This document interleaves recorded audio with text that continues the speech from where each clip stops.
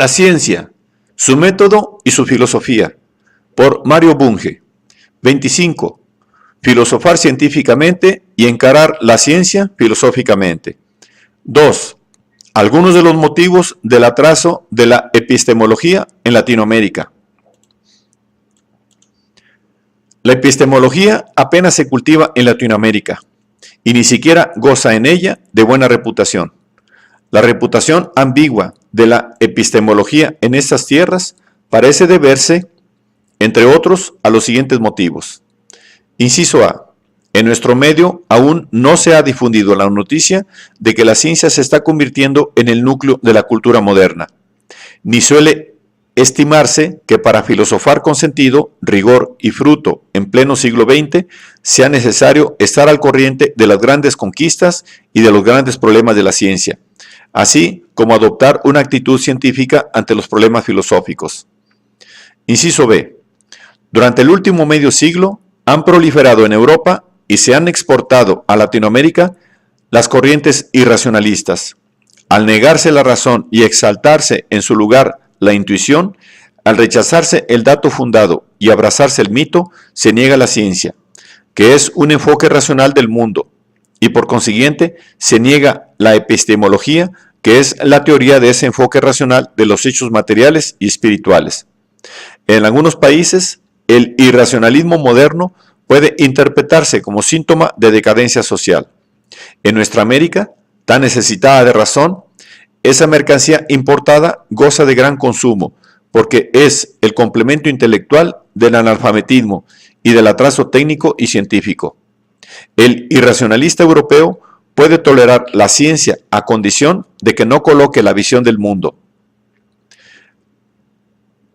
La Weltanschauung ha de seguir siendo mítica y no científica, pues quien conoce algo acerca del reloj del mundo puede pretender corregir su atraso. Entre nosotros, la prédica irracionalista es menos compleja. Es el complemento filosófico de las pretensiones por retornar a la colonia, a la economía pastoril, a la cultura tradicional de corte predominantemente histórico-literario. No es dable esperar estímulos a la investigación epistemológica en un medio donde las corrientes oscurantistas gozan de mayor prestigio y poder que las iluministas, en un medio donde se habla más de la pretendida crisis de la ciencia que de sus éxitos. Inciso C. El nivel científico de Latinoamérica es bajo, aunque sube rápidamente. Tenemos un notable déficit de científicos. Necesitamos con angustiosa urgencia matemáticos, físicos, químicos, biólogos, psicólogos y sociólogos que contribuyan a la explotación racional de nuestras riquezas, a suplir nuestras deficiencias económicas y a superar la etapa de la cultura colonial. ¿Cómo asombrarse de que entre los escasos científicos latinoamericanos, recargados de tareas de toda índole, no haya surgido un número ponderable de epistemólogos? Precisamente, a lo sumo 10 de cada 100 científicos suelen tener inquietudes filosóficas, y de estos 10 apenas uno se resuelve a encararlas de manera sistemática. En países cuyos científicos puros no llegan a 1000, apenas puede esperarse que haya 10 epistemólogos. Inciso D. Los filósofos de tipo tradicional no son los únicos escépticos acerca de la utilidad de la epistemología. También la mayoría de los científicos suele considerarla pasatiempo de profesores jubilados o de discutidores sin prisa por alcanzar resultados positivos. Es un hecho que hasta hace una veintena de años, casi todos los científicos que abordaban cuestiones filosóficas lo hacían al promediar su carrera o al terminarla.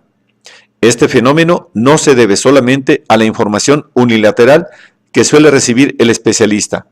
En parte se debe a que, para poder advertir la existencia de problemas filosóficos en el seno mismo de una especialidad científica y para dedicarse a abordarlos, se necesita adquirir cierta experiencia y despojarse, así sea transitoriamente, de la prisa juvenil que reclama la obtención de resultados inmediatos a una costa de la profundidad de su comprensión.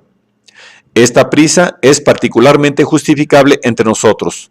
Nuestros científicos, en su mayoría jóvenes, tienen aguda conciencia de que América Latina no terminará de incorporarse al mundo culto mientras la aventura bélica, política y deportiva gocen en ella de mayor prestigio y protección que esta estupenda aventura intelectual que es la ciencia. Pero tarde o temprano nuestros investigadores advertirán, como les ha ocurrido a casi todos los científicos de primera línea, que quien encuentra grandes soluciones es quien enfoca los problemas con más amplitud, quien adopta una actitud filosófica ante la ciencia, es decir, quien sitúa el problema dado en su contexto más amplio y está dispuesto a revisar los fundamentos mismos de las teorías o de las técnicas. Los fundamentos mismos de las teorías o de las técnicas. Así nació la ciencia moderna y así se renovó en el curso del último siglo. Todas estas circunstancias contribuyen a crear un clima poco propicio para la investigación epistemológica. Afortunadamente, todas ellas son solo aspectos de nuestra inmadurez económico, social y cultural. Por lo tanto, es dado predecir que habrán de extinguirse a medida que nos desarrollemos. Pero ya es hora de averiguar qué se entiende por epistemología.